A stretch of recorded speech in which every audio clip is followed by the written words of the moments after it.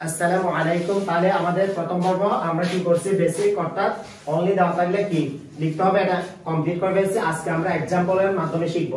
আজকের ক্লাসে অনেকে আমি পরীক্ষা নিচ্ছি, আলহামদুলিল্লাহ 12 জন পুরস্কার পাইছে, 40 টাকা 50 টাকা, অনেক ভালো লাগছে যারা দ্রুত বলতে পারছে। কিন্তু যারা অনেকে পরীক্ষার বই আসে নাই তাদের ক্ষতি করবে, আমার ক্ষতি হবে না। আমি সবসময় একটা ওয়ার্ড ইউজ করি, ডোন্ট গিভ মি ফাঁকি, ডোন্ট গিভ ইউরসেলফ ফাঁকি। আমাকে ফাঁকি দেওয়া না, নিজেকে ফাঁকি দেওয়া। 1 মিনিট সময় নষ্ট করা মানে এক ধাপ পিছনে যাওয়া। তাহলে লুকাহের সামনে দেখতে থাকো, লুকাটা বুক এটা দেখি, আপনারা দিক দিয়ে চলে যাবেন, সবাই বুঝে দেখতে থাকেন। তাহলে প্রথমে আমাদের সেন্টেন্স কি লেখা আছে দেখেন, সবাই বোঝার চেষ্টা করেন। তাহলে প্রথমে আমরা পড়ছি অনলি প্লাস সাবজেক্ট, অর্থাৎ অনলি যদি ব্যক্তির ক্ষেত্রে হয় নাম্বার ইউজ করব, ঠিক আছে। আমাদের एग्जांपल কি দেওয়া আছে, অ্যাফার্মেটিভ দেখো সবাই, only Rahim can solve this sum. তাহলে এটা কি বুঝাইছে, ব্যক্তি বুঝাইছে না রহিম। আমাদের সেন্টেন্স শুধু আমরা শিখলে হবে না, সেন্টেন্সটা দেখে বুঝতে হবে ব্যক্তি বুঝাইছে নাকি সংখ্যা বুঝাইছে নাকি পরিমাণ বুঝাইছে। দেখেন এখানে কি রহিম এটা কি, আমি এখানে মার্ক করে দিলে আপনাদের বুঝা আসবে রহিম এটা কি ব্যক্তি না। তাহলে আমরা ব্যক্তির ক্ষেত্রে কি করব, দেখ নাম্বার। তাহলে অনলির পরিবর্তে নাম্বার ইউজ করছে রহিম ক্যান সলভ দিস সাম, আর বাকিটা সেম হইতে বসা দিছে। আপনাদের বুঝা আসছে এটা। এরপর রাইট দ্য বেসিক লাইন, পরের লাইন আসে। এখানে প্রথমে কি বলছে, অনলি যদি সাবজেক্ট প্লাস রুলসটা লেখা আছে। আমি এখানে I want only water, water এটা কি বুঝাইছে, অনলি মানে কি একমাত্র বুঝাইছে আর কি, ওয়াটার মানে পানি, পরিমাণ বুঝাইছে না। তাহলে আমরা কি ইউজ করব, দেখ আই সেম হইতে বসে গেছে, ওয়ান সেম হইতে বসে গেছে, অনলি পরিবর্তে কি লিখবো, দেখ নাথিং বাট, আর বাকিটা সেম হইতে বসে গেছে। কথা বুঝা আসছে আপনাদের। এরপর আসেন, যদি আপনারা এটা পারেন, এটা বুঝেন, এটা মুখস্থ করেন, এটা একদম ইজি হবে। যদি আপনি এটা না শিখেন তাহলে এটা কখনো পারবে না। আসেন এরপরে কি বলছে দেখেন, এখানে বলছে প্রথমে একটা সেন্টেন্স, একটা রুলসটা লেখা আছে, 3 নাম্বার রুলস। আমি এটা পড়তেছি না, ঠিক আছে। He can wait only 5 minutes. এখানে কি বলছে 5 এটা কি বুঝাইছে সংখ্যা। তাহলে আমরা কি লিখবো, হি সেম হইতে বসে গেছে, ক্যান সেম হইতে বসে গেছে, ওয়েটস ক্যান সেম হইতে বসে গেছে, অনলি পরিবর্তে আমরা কি লিখছি নট মোর দেন। আমরা ওইখানে পড়াচ্ছি সংখ্যা পরিমাণ বোঝারে কি ইউজ করব, নট মোর দেন বা নট লেস দেন। তাহলে দুইটা থেকে যে কোনো একটা ইউজ করতে পারবেন।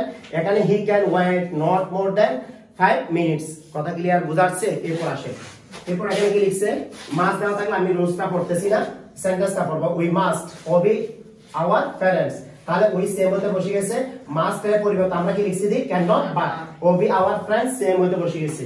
এরপরে দেখেন হ্যাভ টু হ্যাজ টু থাকলে সেম রুলসটা ইউজ করব, I have to attend the class. তাহলে আই সেম হতে বসে গেছে, হ্যাভ টু এর পরিবর্তে আমরা কি করছি, দি হ্যাভ টু এর পরিবর্তে আমরা ক্যান নট নিয়ে আসছি, ক্যান নট বাট, আর বাকিটা অ্যাটেন্ড দ্য ক্লাস বসে গেছে। কথা ক্লিয়ার। এরপর আছে এভরি প্লাস নাউন্স, রুলসটা আমি পড়তেছি না।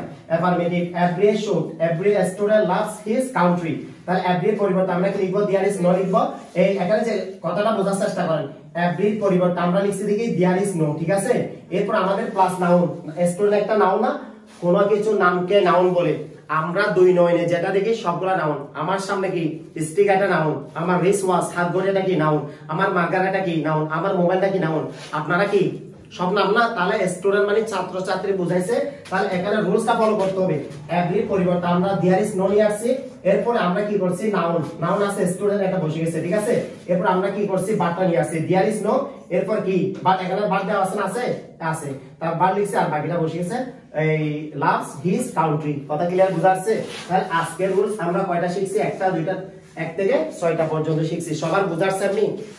আগে যদি আমরা বেসিকটা কনসেপ্ট ক্লিয়ার না করি, তাহলে আমি যদি এখানে বলি স্যার অনলি পরিবর্তে কেন কি জন্য নাম্বার আসছে, আমি এগুলা শিখে নেই, তাহলে কিভাবে লিখতে পারবো। যখন আপনি বেসিক অর্থাৎ যেগুলা লাগবে আপনার গ্রামারে আপনি যেহেতু শিখে যাচ্ছেন, তাহলে এখন এগুলা একদম ইজি হয়ে গেছে না। না পারার কিছু আছে, সবাই বলছেন, সবার বুঝাচ্ছে। তাহলে দেখেন আমি যেভাবে বলছি, আপনারা যদি একটু স্টাডি করেন, একটু বোঝার চেষ্টা করেন, অবশ্যই পারবেন। কারো যদি বুঝে আসছে জিজ্ঞাসা করবে, স্যার আমি বুঝিনি।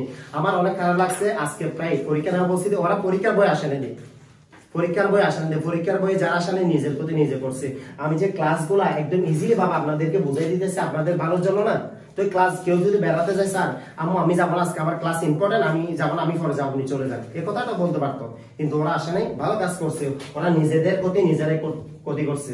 তাহলে আমি আজকে যেভাবে রুলস গুলা বুঝাইছি, আমি আজকে আপনাদেরকে গ্রুপে দিয়ে দেবো। আপনারা সকলেই এগুলা খাতার মধ্যে নোট করে প্র্যাকটিস করবেন, ঠিক আছে। সকলে আমার কথাটা মেনটেন করার চেষ্টা করবেন। সকলে ভালো থাকবেন, সুস্থ থাকবেন। আসসালামু আলাইকুম।